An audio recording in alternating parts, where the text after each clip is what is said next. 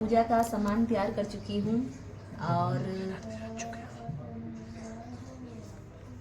देखिए सारी चीज़, देखिए मैं सारे चीज़ की तैयारी हो चुकी है मेरी। बस हमें तैयार होना है, पूजा करने का टाइम होना है, टाइम शुरू हो चुका है कि पूजा इतने बजे तक करनी है हम लोगों को। लगा रही हूँ और डिज़ाइन भी कर चुकी, देखिएगा कैसा डिज़ाइन हुआ है।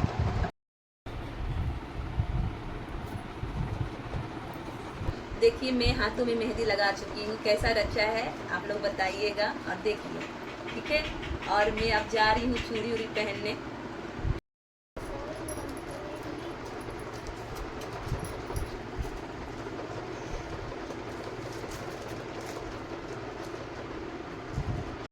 पहन दिया है और चूड़ी भी डाल दिया है,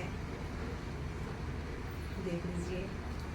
अब मैं जा रही पूजा करने और पूजा का टाइम हो चुका है तो इसलिए मैं पूजा करने अब जा रही हूँ।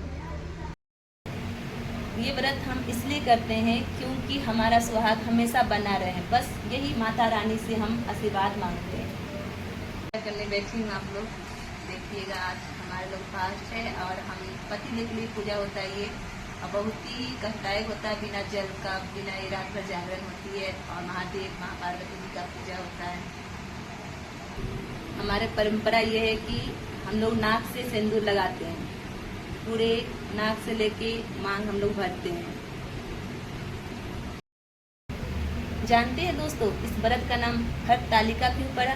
क्योंकि उनकी पार्वती माता को उनकी सखियों ने हर के ले गई थी, इसीलिए इस व्रत का नाम हरतालिका व्रत के नाम से ही जाना जाता। और सारी सुहागन महिलाएं इस व्रत को अपनी इच्छा के साथ, अपने पति के साथ रहने के लिए व्रत को दिल से करते हैं।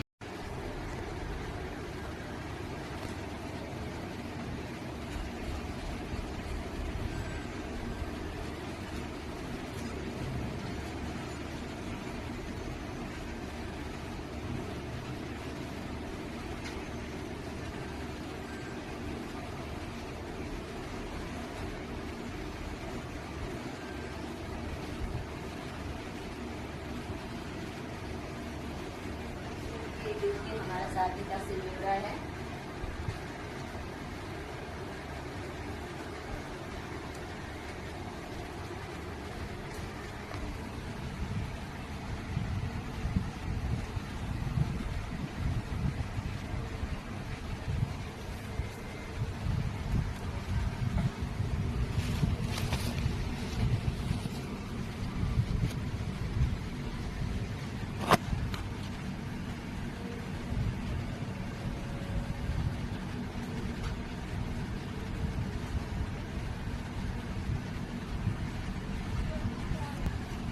इसमें कथा भी है, बहुत कथा।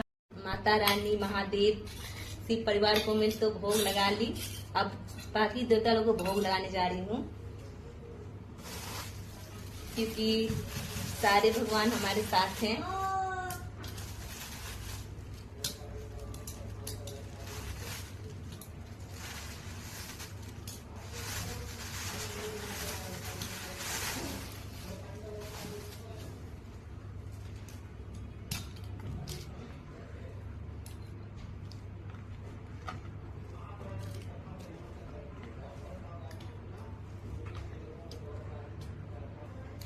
माता रानी को ना लौंग इलायची बहुत पसंद है।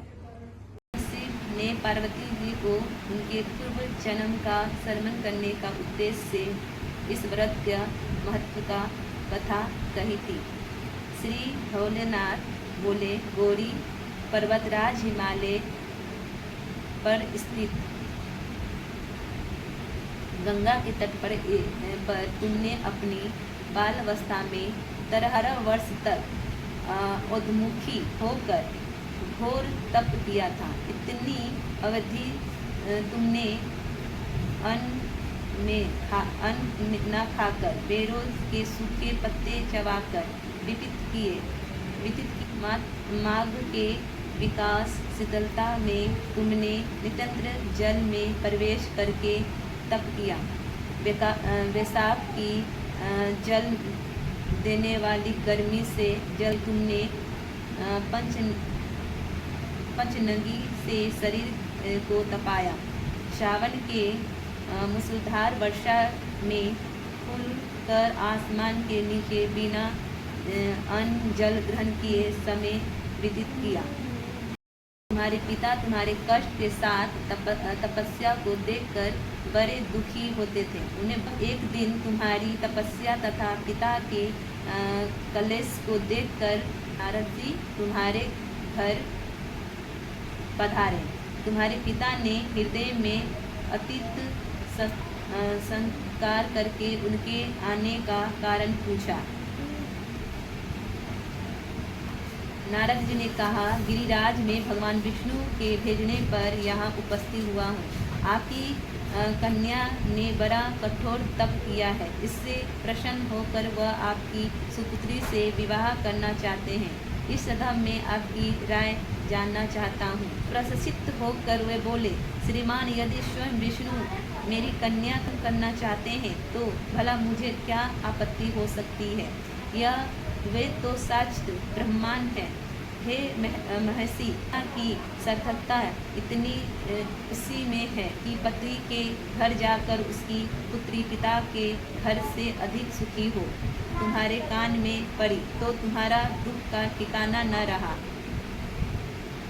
तुम्हारी एक सखी ने तुम्हारी इस मानसिक दशा को समझ लिया और उसने तुमसे उस विचित्रता का कारण जानना चाहा। तब तुमने बताया, मैं सच्चे हृदय से भगवान शिव शंकर का वर्णन किया है, परंतु मेरे पिता ने मेरा विवाह विष्णु जी से निश्चित कर दिया है।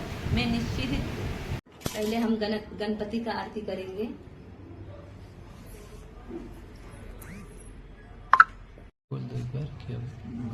शिव जी का आरती करेंगे। जय शिवे ओंकारा, भजय शिवे ओंकारा।